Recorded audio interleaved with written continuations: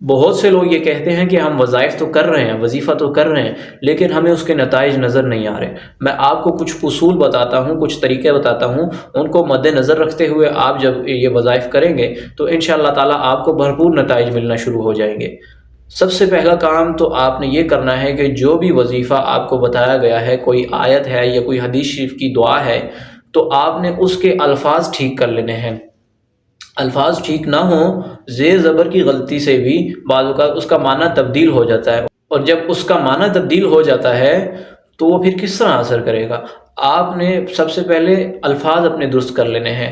الفاظ کی درستگی کے بعد نیت کی طرف آپ نے آنا ہے، آپ نے اپنی نیت کو درست کرنا ہے۔ حدیث شریف کا مفہوم ہے کہ میں بندے کے ساتھ ویسا ہی معاملہ کرتا ہوں جیسا وہ مجھ سے گمان کرتا ہے، تو آپ اچھا گمان رکھیں، آپ اللہ سے اچھا گمان رکھیں اور اللہ سے دعا کریں کہ یا اللہ جب آپ مجھے یہاں تک لے آئے ہیں، مجھے شرکیہ اعمال کی طرف میں نہیں گیا، میں کفریہ اعمال کی طرف نہیں گیا، میں حدیث شریف کے بتائے ہوئے اعمال کر رہا ہوں، میں قرآنی اعمال کر رہا ہوں، تو یا اللہ مجھے اب اس کے بھرپور نتائج بھی دیجیے۔ آپ اللہ سے اچھا گمان کریں، اعتقاد آپ بھرپور رکھیں گے، مضبوط یقین کے ساتھ کریں گے تو انشاءاللہ آپ کو بھرپور نتائج ملیں گے۔ اگر یقین میں کمی آئی تو پھر نتیجہ جو ہے وہ مشکوک ہو جائے گا۔ وہ اسی لیے کہ اللہ تعالیٰ فرما رہے ہیں کہ میں بندے کے ساتھ ویسا ہی معاملہ کرتا ہوں جیسا وہ مجھ سے گمان کرتا ہے۔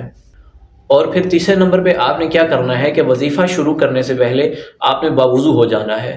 باوضو ہو کر یکسوئی کے ساتھ قبلہ رخ ہو جائیں اور پھر اپنا وظیفہ شروع کریں، اور کوشش کریں کہ جس وقت آپ وظیفہ کر رہے ہیں اگلے جتنے بھی دن آپ کو کرنے کے لیے بتایا گیا ہے اسی ٹائم میں کریں۔